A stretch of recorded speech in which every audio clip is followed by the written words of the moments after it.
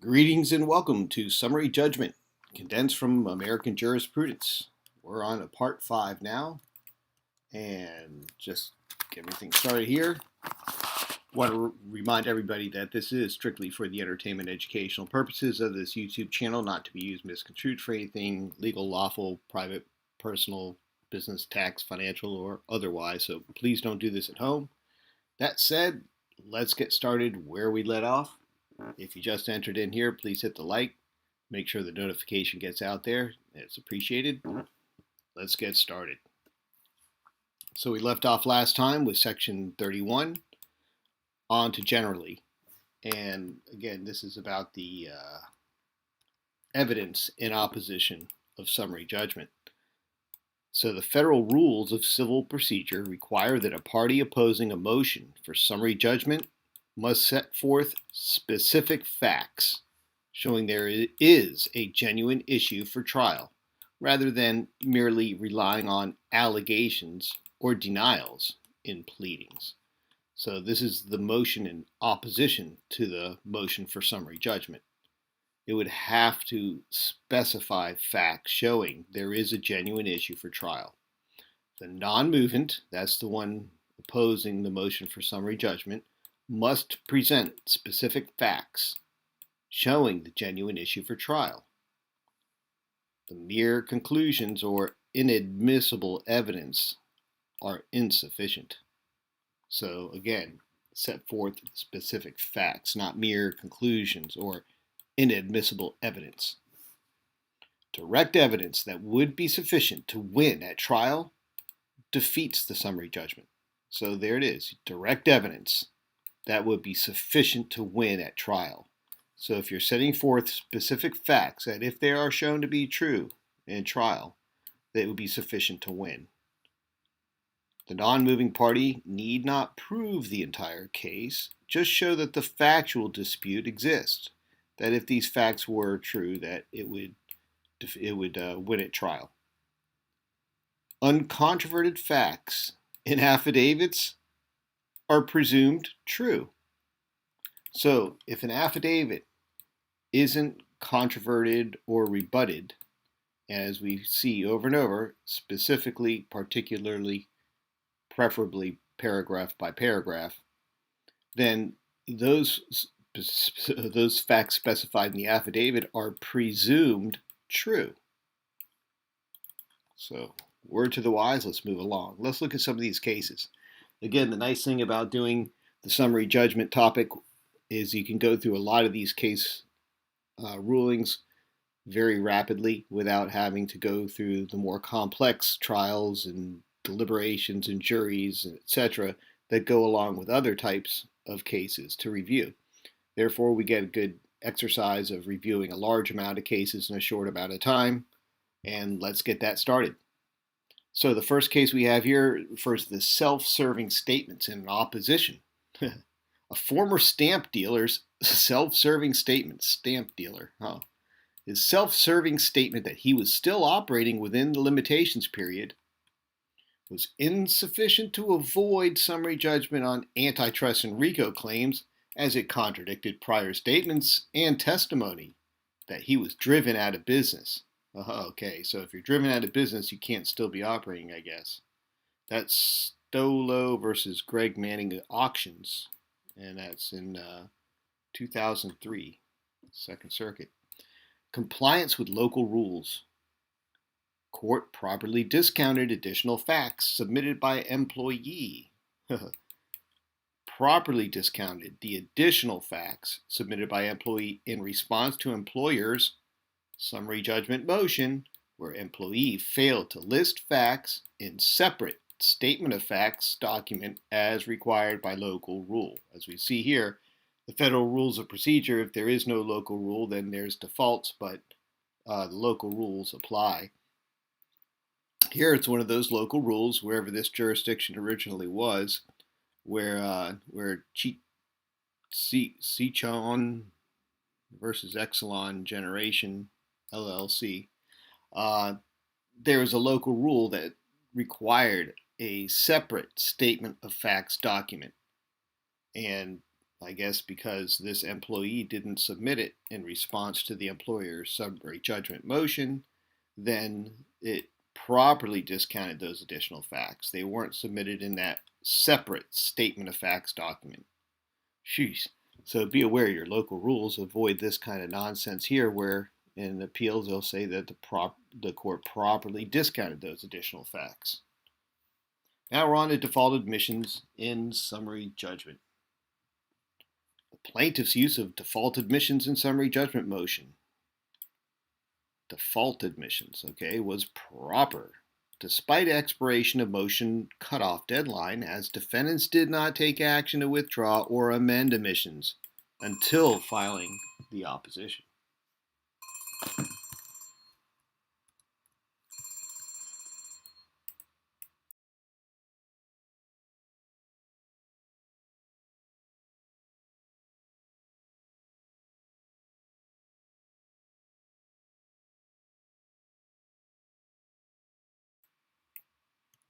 Let's move on to the next slide.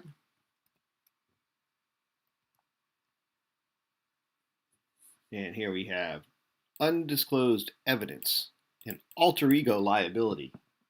So this is an interesting one here, alter ego liability.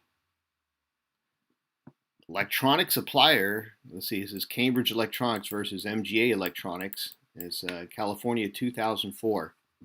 Again, this is from the 2008 supplement of American Jurisprudence, all of these cases. So it's not all the cases in it, but just the recent ones at that time, which aren't so recent now. However, just to give us a good insight of where the rubber meets the road in the topics we discuss. So, electronic suppliers' failure to disclose evidence and theories of liability in the interrogatory responses prejudiced the defendants, who learned of claims only after filing summary judgment motion, constituting unfair surprise and warranting summary judgment in defendant's favor. Wow. So holding out on the interrogatories and then pulling it out in response to a summary judgment. Oh no, with the summary judgment. Okay, so the defendant. Let's read this again. The electronic supplier, I guess it's hard to tell who's who because they're both electronic corporations. Failure to disclose evidence and theories of liability in interrogatory responses prejudiced the defendants. So it's the plaintiff, I guess Cambridge here, is the one giving failure to disclose evidence and theories of liability.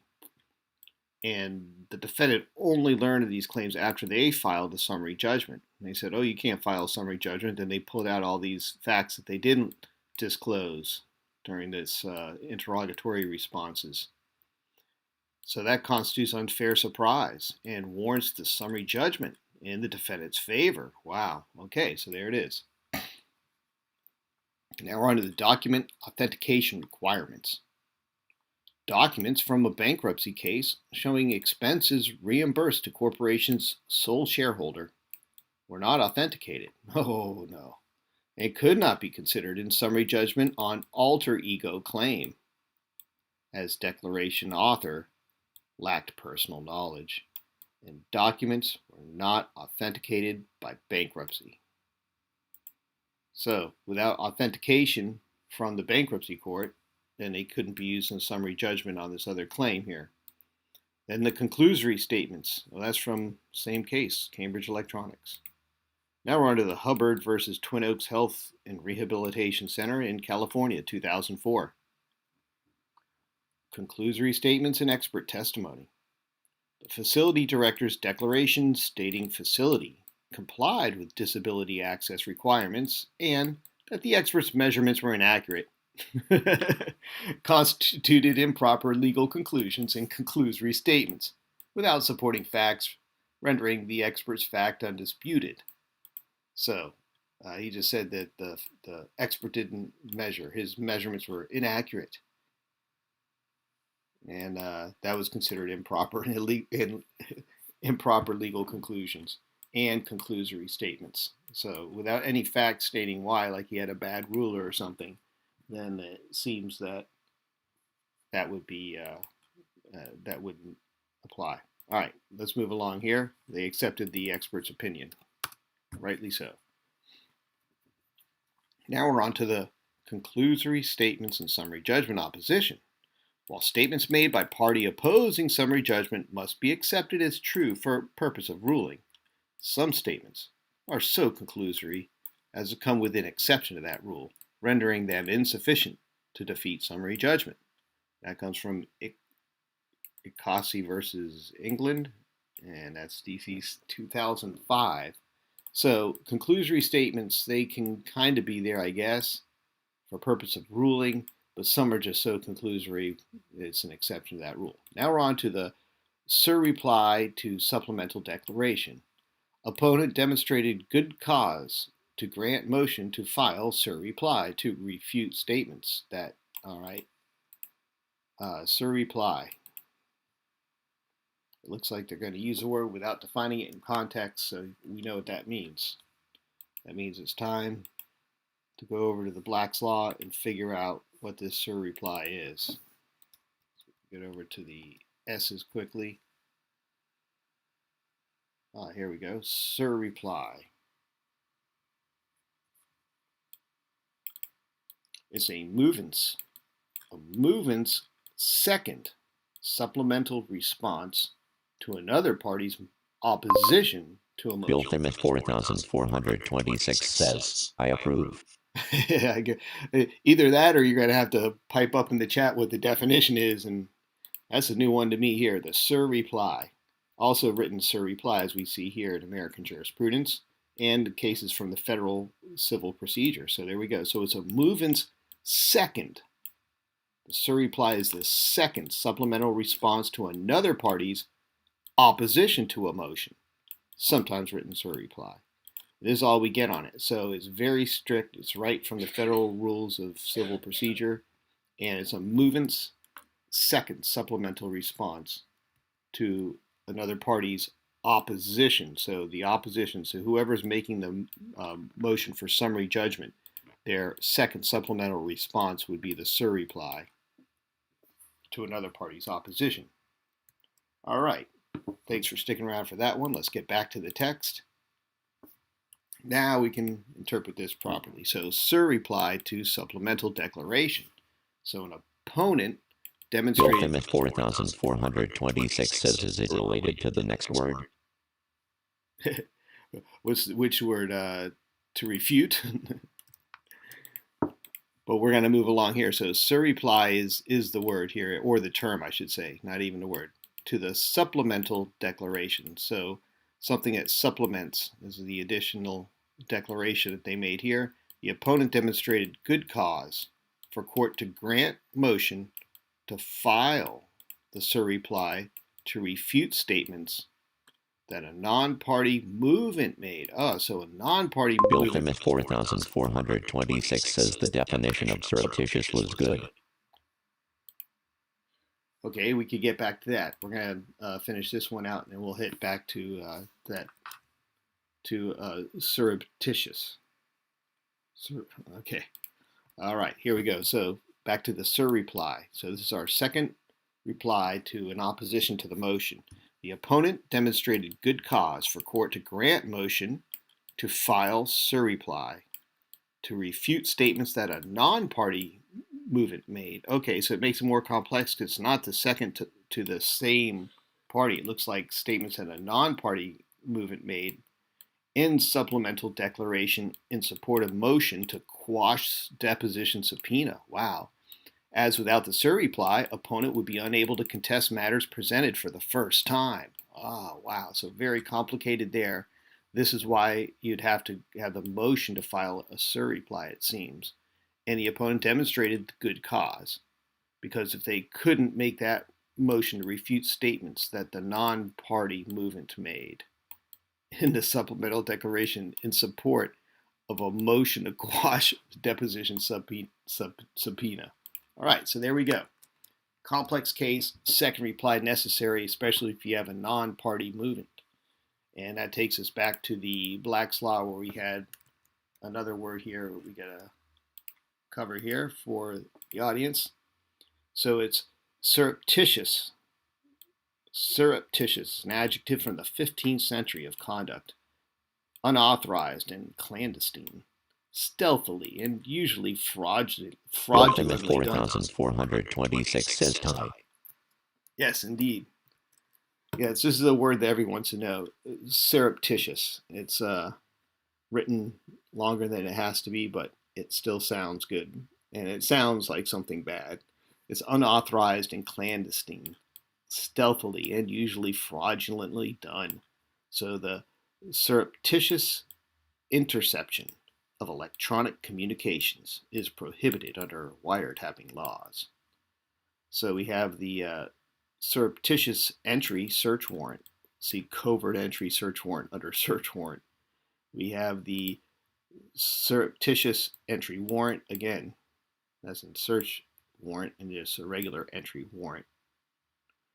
All right, so there we go for the digression here to surreptitious, and we see a lot of this surreptitious type of activity done, more and more so in this digital age where things aren't necessarily connected by physical wires. All right, we're on to the next case. This is actually the longest portion with the cases here right in the introduction. After that, we'll be through this actually pretty quick. It's a fast chapter, and then we'll get on to the fun part. At the end, we have a special surprise. So now we're on to insufficient evidence in opposition to summary judgment. Cable television service provider failed to come forward with admissible evidence in support of response to provider's summary judgment motion. Subscriber's conclusory pro se response was unverified, with no affidavit or supporting evidence attached. Would have been nice if they told him that, but perhaps you could have subscribed to the channel. This was back in 2003, though. I'm not sure that we had this going back then, but American jurisprudence was available. Anyways, this is the thing. The pro se response was unverified with no affidavit or supporting evidence attached. You see time and time again, you need that affidavit or some kind of supporting evidence. And that's from Time Warner versus SB. Let's move along here. And we're on to inadmissible expert testimony in summary judgment. Expert's affidavit regarding FDA's review of prosthetic knee manufacturer's pre-market approval supplement was inadmissible in opposition to summary judgment, as whether FDA approval imposed specific requirements was a question of law, and the expert lacked personal participation in the review. So this expert's affidavit regarding third-party review, FDA, because he's not part of that review team, even though he may be an expert. All right, so that's Steele versus Dupuy, Orthopedics, 2003. And then we have the improper supplementation of an opposition brief.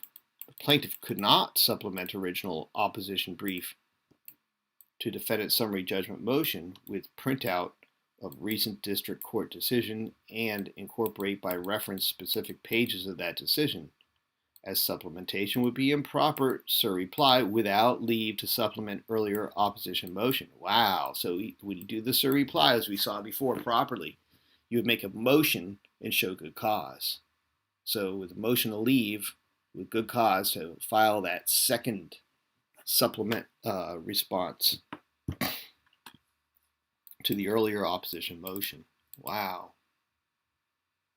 So there it is, improper supplementation. You get one response, and then you need to have a motion for surreply, a motion to leave to file surreply if you want to file a secondary or a second supplement to the earlier opposition motion. Nice. Okay, so surreply affidavit in summary judgment. So it's a good thing we looked up the word surreply. The affidavit submitted by employee in opposition to employer's motion for summary judgment in age discrimination action was not properly considered on summary judgment where affidavit was surreply affidavit filed after employer's motion.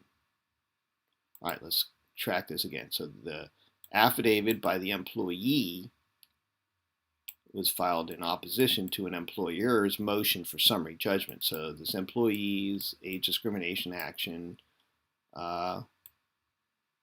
employer files a summary judgment motion, employee files a motion in opposition.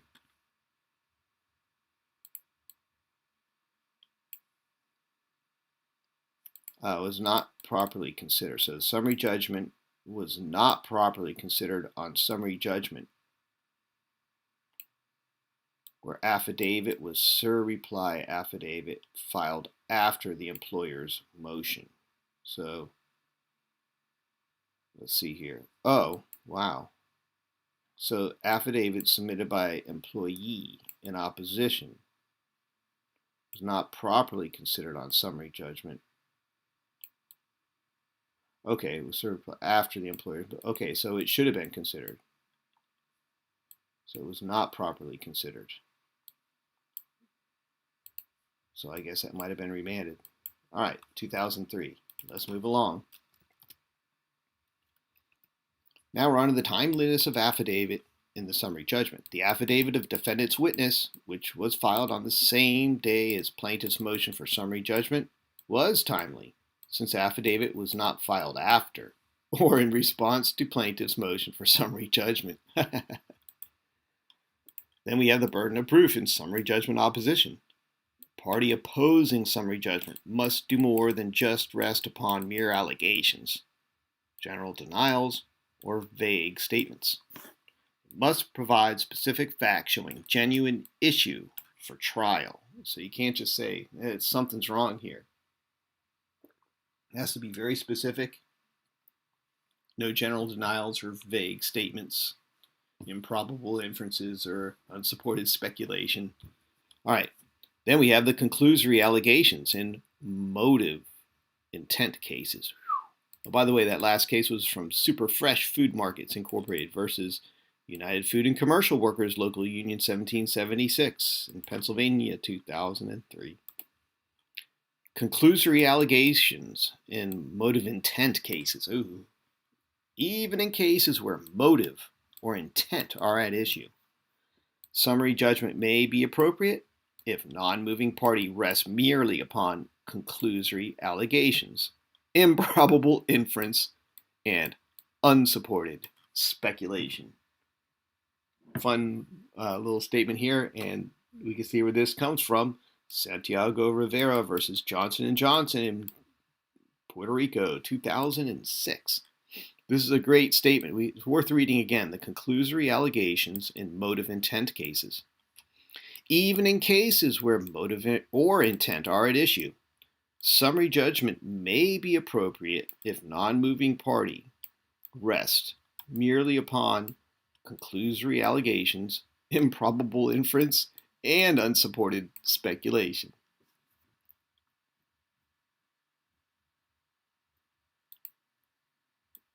If non-moving party, okay, rests merely. So yeah, so if the non-moving party is only relying on these things, summary judgment may be appropriate. Of course, if it meets the requirements of law as well. But that said, it's not going to defeat the summary judgment merely upon conclusory allegations, improbable inferences, and unsupported speculation. Let's move along. Summary judgment against moving party. While rules of civil procedure do not ordinarily authorize courts to enter summary judgment in favor of a non-moving party, an entry of summary judgment against the moving party does not prejudice due process rights where all relevant evidence is before the court. So, they do not ordinarily authorize the court to enter a summary judgment in favor of the non-moving party, which seems extraordinary there, but an entry of summary judgment against the moving party does not prejudice due process rights where all relevant evidence is before the court. And that's Todd Development Company versus Morgan, and that's Ohio, 2008. Filing requirements for summary judgment evidence. Texas rules of civil procedure do not require that summary judgment evidence must be physically attached to the motion for traditional summary judgment.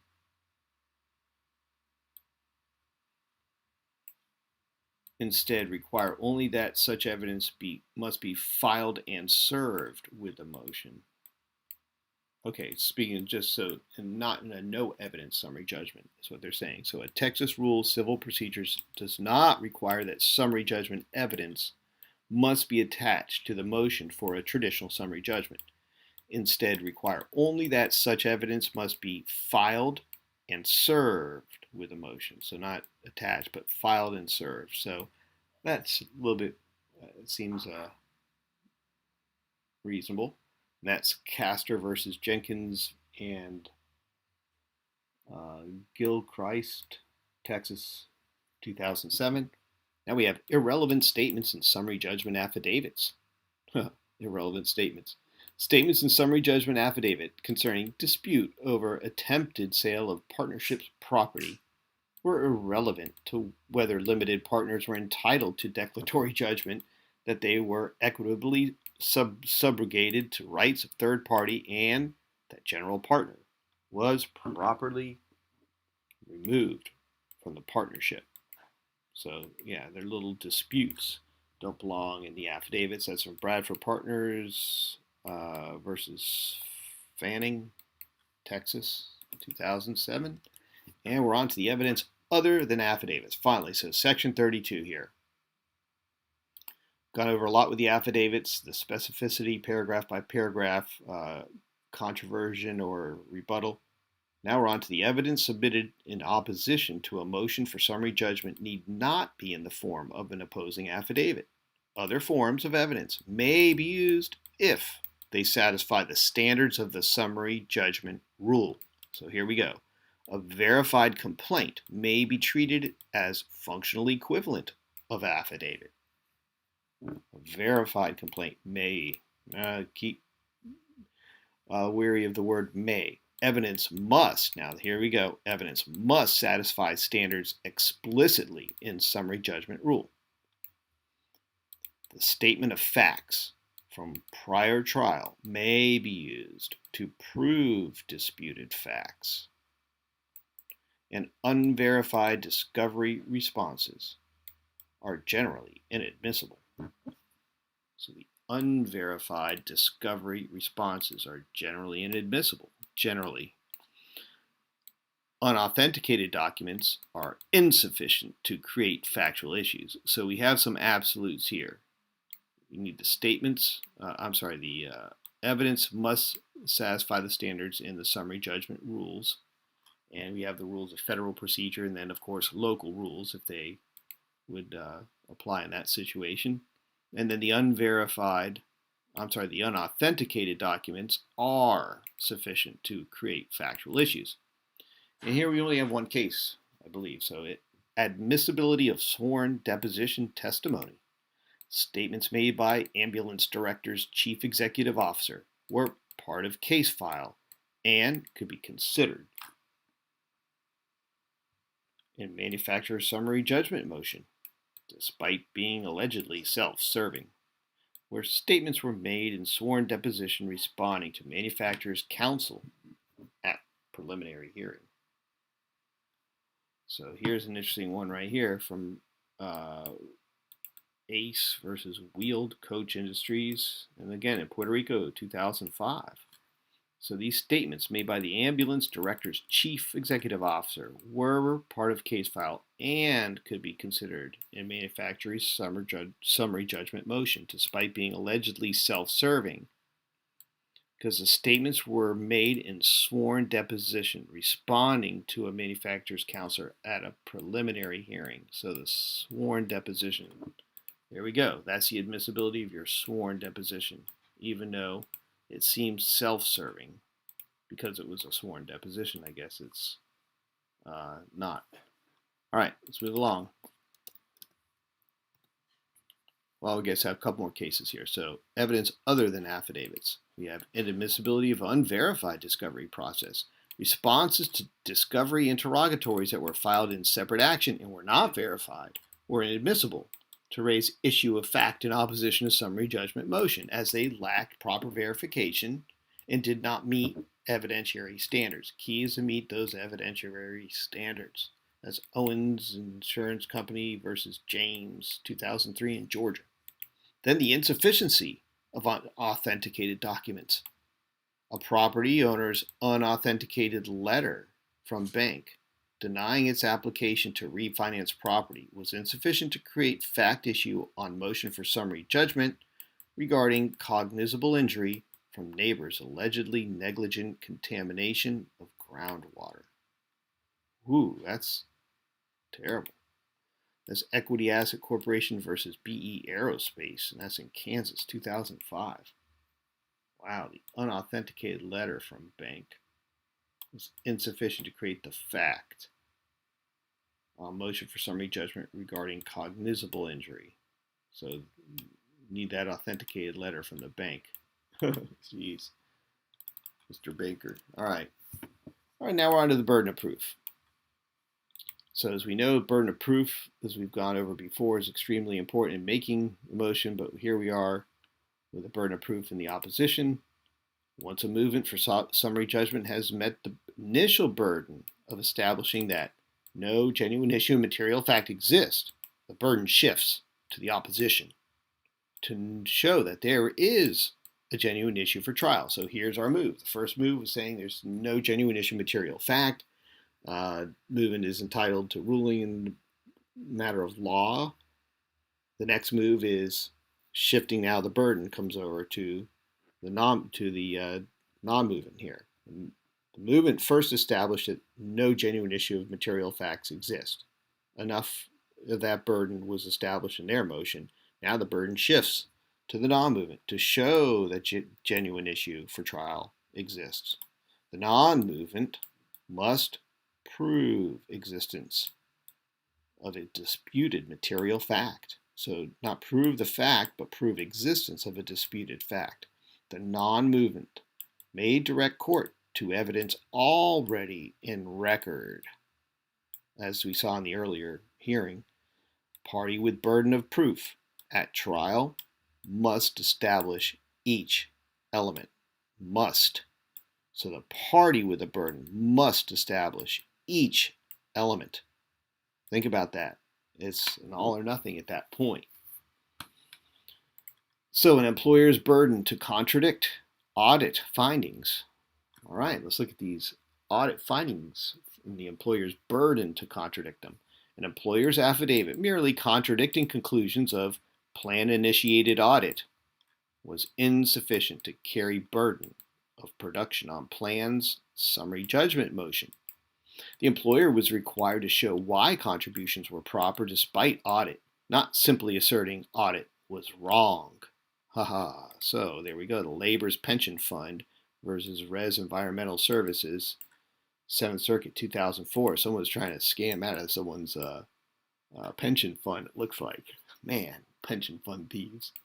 So anyways, yeah, you can't just say the auditor was simply wrong. Guess it doesn't work. So let's move along. The burden of proof to produce evidence contradicting inference.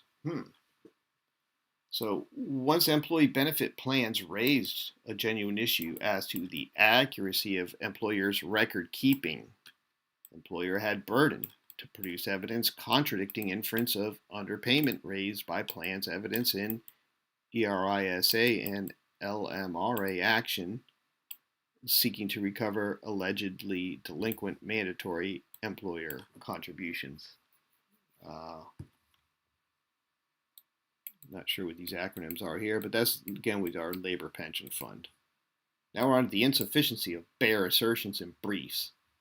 Bare assertions of a fact in a brief by counsel, unaccompanied by evidence in the record, is insufficient to carry a party's burden of proof so as to avoid summary judgment. Specific factual support must be provided, and that comes from Murphy versus Gardner.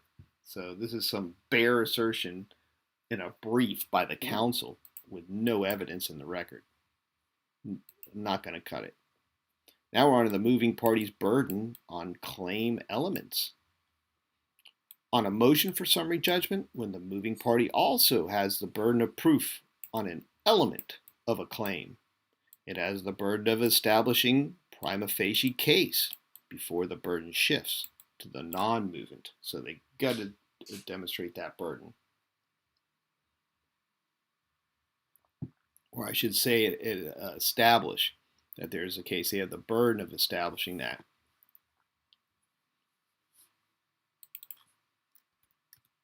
And the need for affirmative defense in the opposition.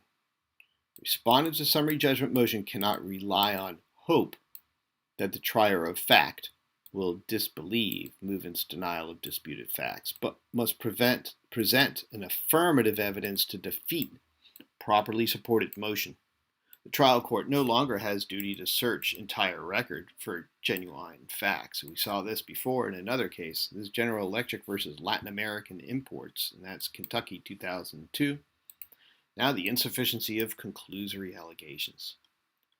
Conclusory allegations by pro se state prisoner that water was contaminated and food was nutritionally inadequate were insufficient to avoid summary judgment in favor of prison officials absent any evidence that the water was contaminated or that anyone became ill from consuming it. And that's McLeod versus Kern, Massachusetts, 2005. Now the burden on cross movements for summary judgment. Each cross movement for summary judgment bears the burden of establishing that no genuine issue of material fact exists, and that it is entitled to judgment as a matter of law. One party's failure to satisfy that burden does not automatically indicate that the opposing party has satisfied that burden. That comes from Klaus versus Hill, Rogel, and Hamilton of Ohio, 2006. All right, so that's the burden on the cross movements. Each cross movement bears their burden of establishing that no genuine issue of material fact exists, and they're entitled to judgment. So just because one fails doesn't make the other succeed. Now we're on the burden shift in medical malpractice.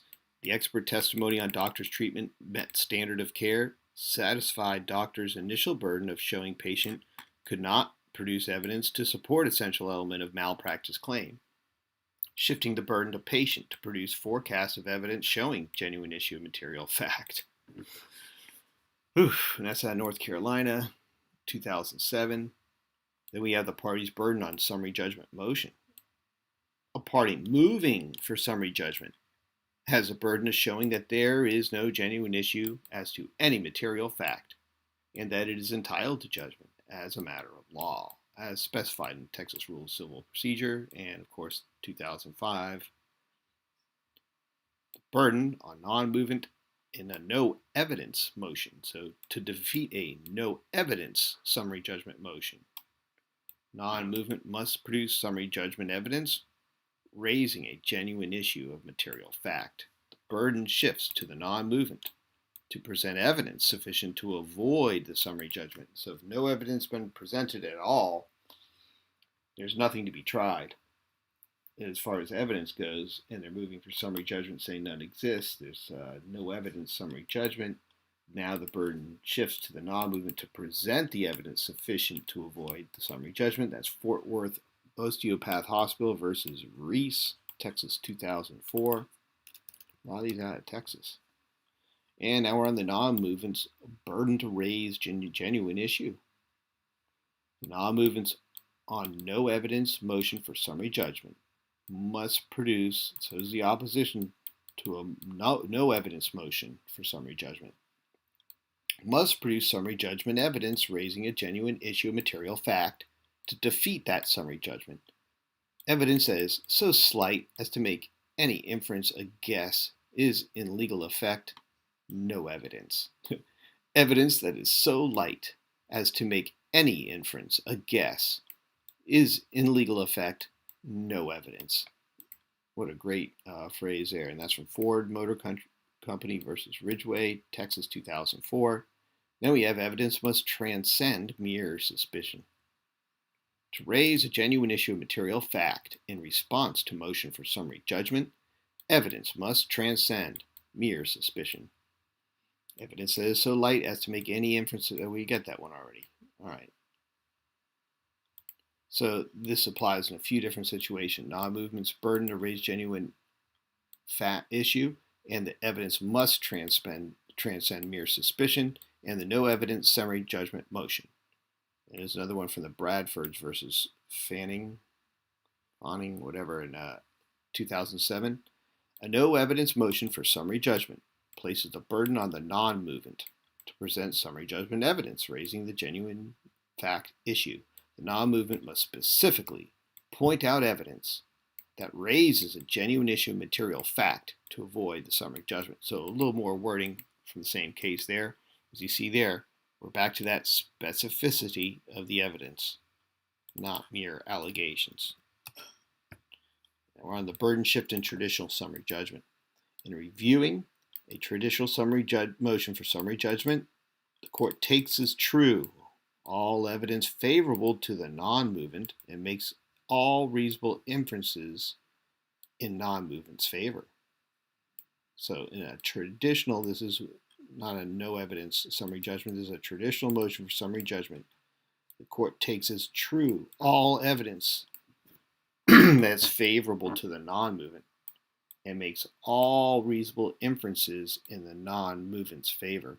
If the movement's motion and summary judgment evidence facially establish its right to judgment as a matter of law, then the burden shifts to the non-movement to raise a genuine issue. So you see here, it's reasonable inferences in the non-movement's favor. But once that established right to a judgment as a matter of law, then the burden's to the non-movement to raise the genuine issue that must be tried. Now, granting no evidence summary judgment. Okay, we're on to the no evidence motion for summary judgment must be granted if the party opposing the motion does not respond with competent summary judgment evidence that raises a genuine issue of material fact. Failure to present evidence results in summary judgment. So that's from Argulis versus Kellogg Brown and Root. Oh wow, Kellogg Brown and Root, Texas 2007. Remember these guys? All right, so burden on non-movement and no evidence motion. Unlike a traditional summary judgment, when the party files a no evidence summary judgment motion, the burden shifts to the non-movement to specifically point out evidence raising a fact issue. The non-movement must identify evidence in the record that creates a genuine issue of material fact. So that's when the no evidence summary judgment. That's from Martinez versus Leeds, again, Texas, 2007. And we're on the defendant's burden on affirmative defense. Make sure you guys are paying attention because there's a special surprise coming up soon. Generally, a defendant is entitled to summary judgment on an affirmative defense if the defendant presents evidence that establishes each element of the affirmative defense as a matter of law. Each element. See this? Of the affirmative defense as a matter of law. The defendant bears the burden of proving all elements of the defense. So, the defendant is entitled to a summary judgment on an affirmative defense if the defendant presents evidence. So, you could have that evidence establishing each element of the affirmative defense as a matter of law. So, a lot of burden there for the affirmative defense. Improper basis for summary judgment. This is actually key. Generally, though, it says here, and it's still good practice, a defendant is entitled to summary judgment on an affirmative defense if the defendant presents evidence that establishes each element of the affirmative defense as a matter of law. So the defendant has that burden of all elements. And the improper basis for summary judgment. Alleged deemed admissions were not a proper basis for motion for summary judgment, where responses to those admissions were in fact on file. Summary judgment cannot be granted based on admissions that have been properly responded to by the opposing party. And here, a lot of these are from, here's Wacko in 2007, from Weaver versus Unifund, partners assignee of ExxonMobil Platinum. All right. Another one from Texas here with Bradford Partners and Fanning. That same one here I think is similar, but this refers to no evidence motion on partnership agreement. So the limited partners, no evidence motion for summary judgment on general partners' claims for breach of partnership agreement was not substantially defective for failing to state elements for which there was no evidence. The limited partners alleged there was no evidence to establish breach of partnership agreement. So the motion for summary was not substantially defective for failing to state those elements. Doesn't mean it's fully granted it wasn't defective. See here, the limited partners alleged, okay, there was no evidence to establish the breach. Those Fanning partners there, Bradford partners, whatever. Oh boy, we get a few more from the Bradford. It's the same case here twice, which we already saw. And here's another one, alleged deemed admissions. All right, we're just going to read the headings because it's the same case. There's a no evidence motion on the partnership agreement, no evidence motion on fiduciary duty, and deemed admissions as basis for the summary judgment. You see all these. The alleged deemed admissions were not proper basis when those admissions were in fact on file, already had been responded to, properly responded by the opposing party, and they can't be the basis for summary judgment. All right, so we've explored that one ad nauseum. We've on to Section 34, finally, the time of service and filing. Federal Rule of Civil Procedure 56C provides that the non-movement may serve affidavits in opposition to a summary judgment motion even prior to the day of the hearing, with specific timing requirements varying by jurisdiction. The affidavits must be served prior to the day of the hearing. Some state rules require service at least 1 day prior to the hearing. If served by mail, it must allow sufficient time for a 5-day mailing period. 5-day mailing period. But some jurisdictions allow trial justice discretion to admit untimely affidavits. May. Failure to meet filing deadlines may result in exclusion of evidence. Well, we'll see about that. Let's move on to some of these cases here regarding the time of service. Timeliness requirements for summary judgment evidence. A job applicant's response and response appendix to employer's motion for summary judgment were excluded since the applicant failed to timely file and serve on all parties. Statute required filing and serving at least 7 days before the hearing, but certificates of service showed a response was sent only 6 days before the hearing. Well, that's why the job applicant didn't get the job. They're late. Day late and $1 short. Harris versus Showcase Chevrolet, 2007, Texas. Now we're on to the untimely amendment of response to the summary judgment. A non-moving party was not entitled to consideration of its amended response to motion for summary judgment where an amended response was filed 10 days late, and the non-moving party failed to seek leave to file a late response. Strict compliance with filing deadlines is required. That's back with the Bradford partners. All right, moving along. We're on to Section 35. The plaintiff as opponent. When faced with a motion for summary judgment, the plaintiff has a duty to show the court that a genuine fact issue is present. The requirement that a party opposing a motion for summary judgment set forth specific facts showing a genuine issue for trial applies to a plaintiff. So let's look at some of these issues here. Plaintiff must show genuine fact issue exists, not merely rely on the complaint allegations.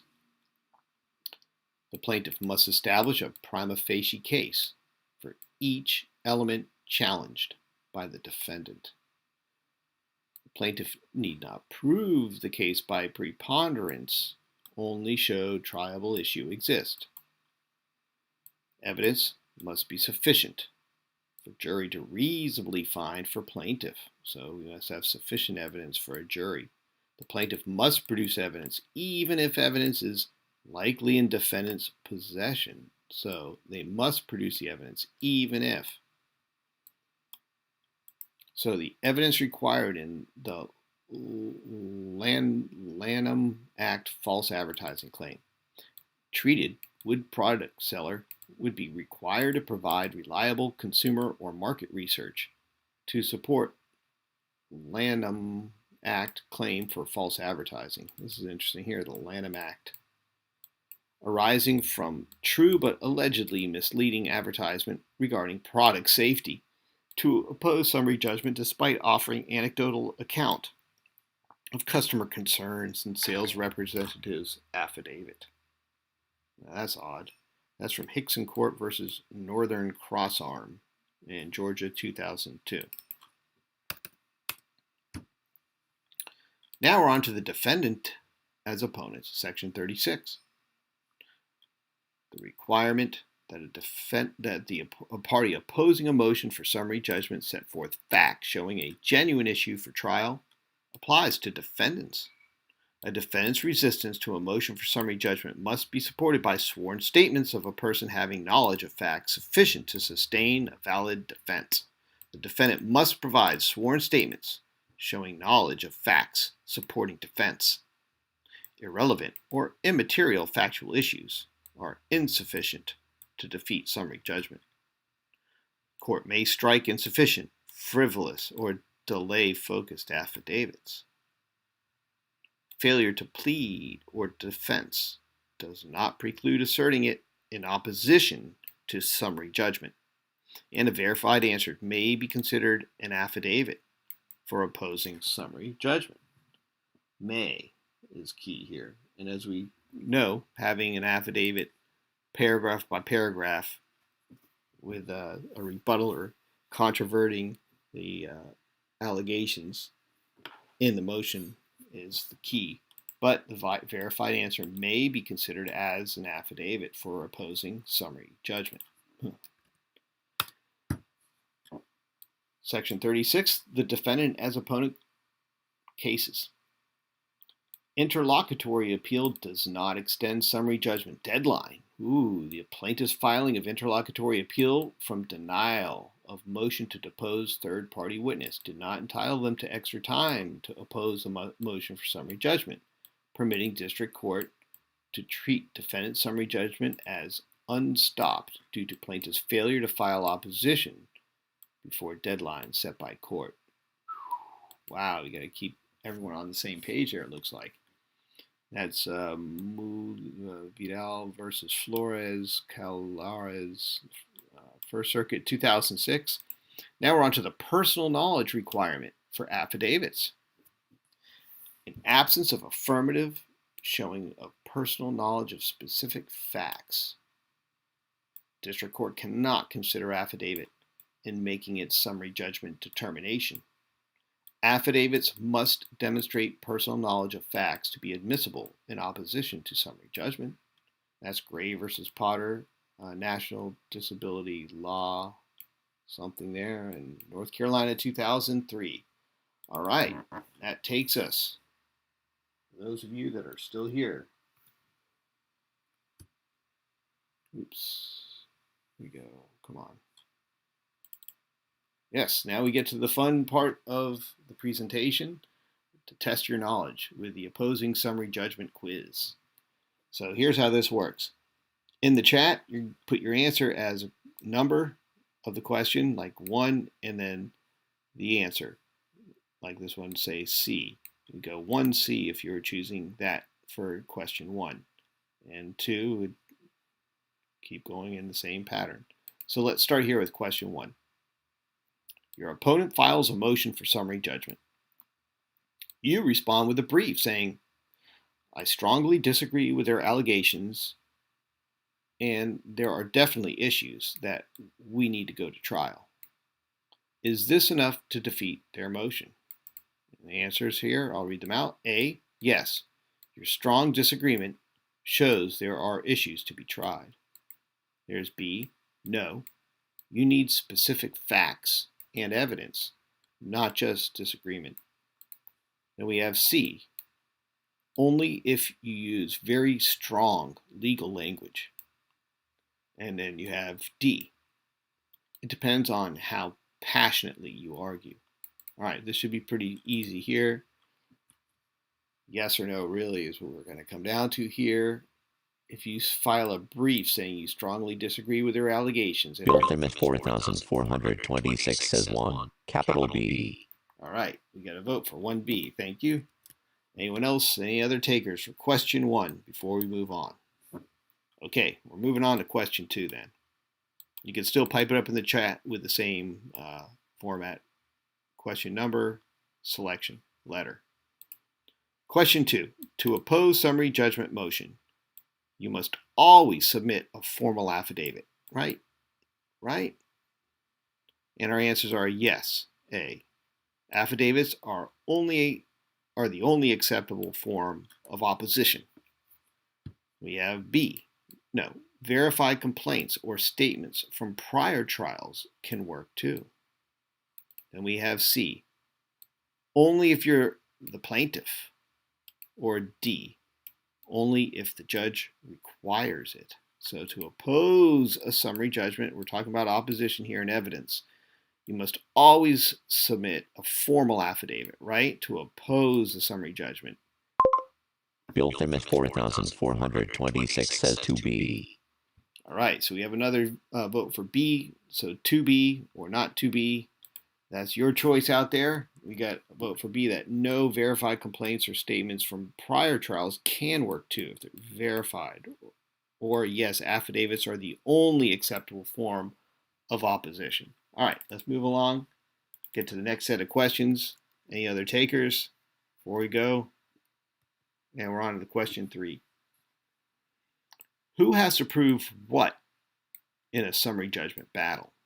We have A, the moving party always has to prove everything. B, the non-moving party always has to prove everything. C, the burden shifts depending on... Facetious Expert 587 says 1B. All right, Facetious Expert says 1B. Excellent. We'll get that log down here, and we're going to proceed. So with question 3, who has to prove what in a summary judgment battle? So we have the moving party has to prove everything.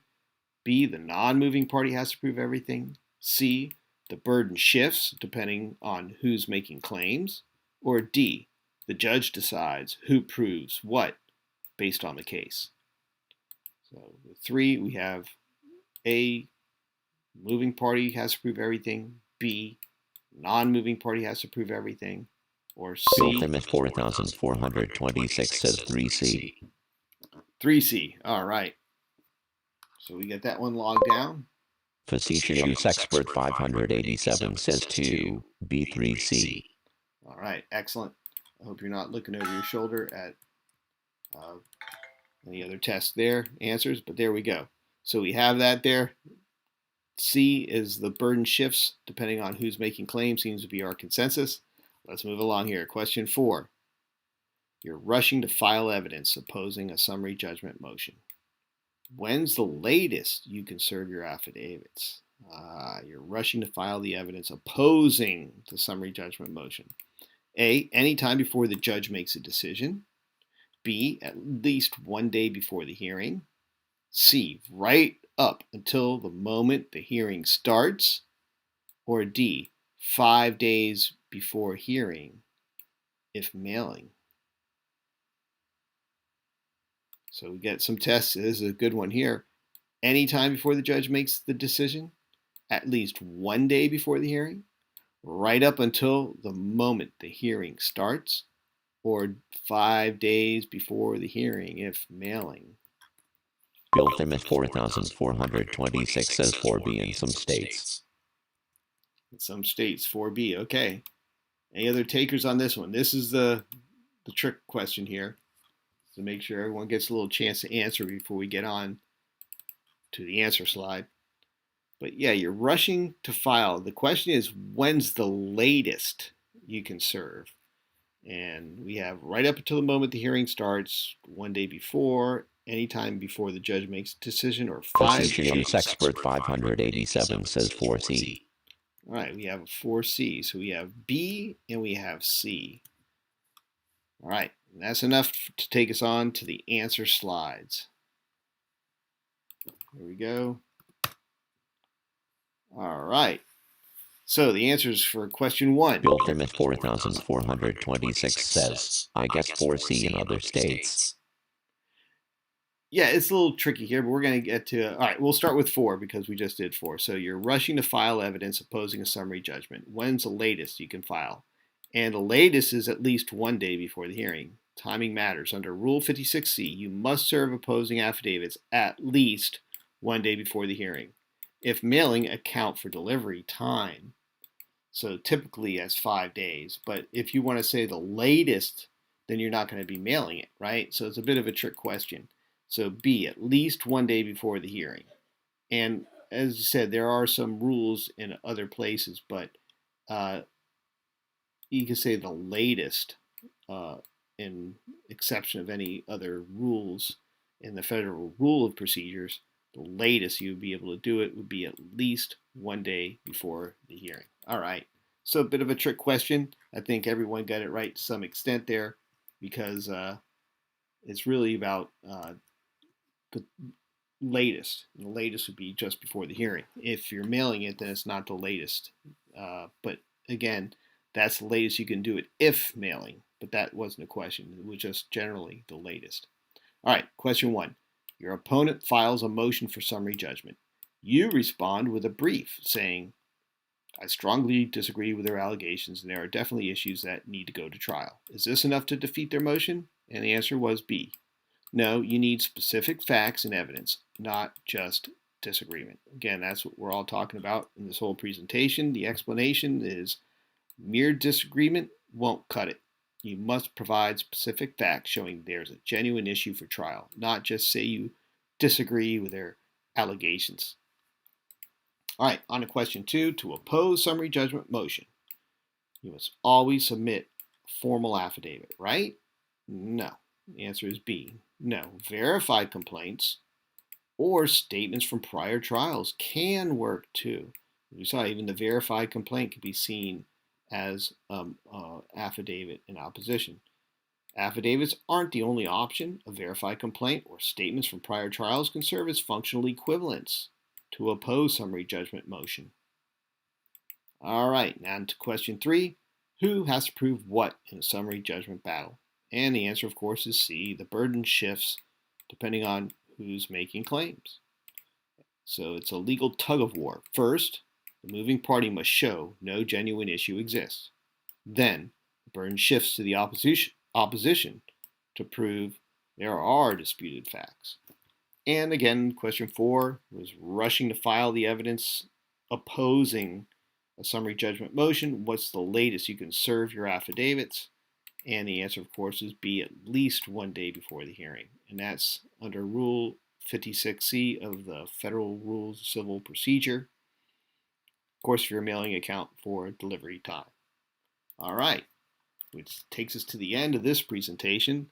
I'd like to thank everyone that showed up here and participated and had fun going through this because, as always, there's something to learn here. And with summary judgment, we're just about done with this whole volume from American jurisprudence on summary judgment. And I hope this is a quick way to get through it. Again, I usually don't like to labor through so many cases, but when you're talking about summary judgment cases, there's quite a bit you can get through in a very short amount of time. So just to have that repetition, the volume of really dissecting cases really gives that, I guess, that practice that would take much longer to do, looking at trial cases and juries and all the other complexities that would go on, and really gives us a little bit of time to sharpen the saw. That said, I want to salute you all for being here, and I hope to see you all on the next time. Peace out.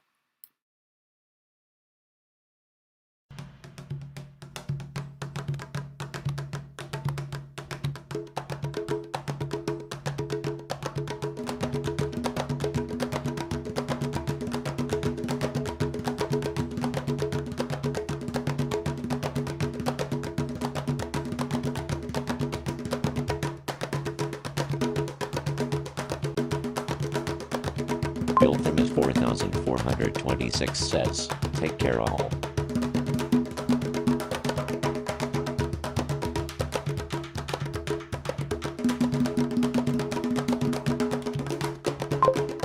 The tribe says, Bill gets that.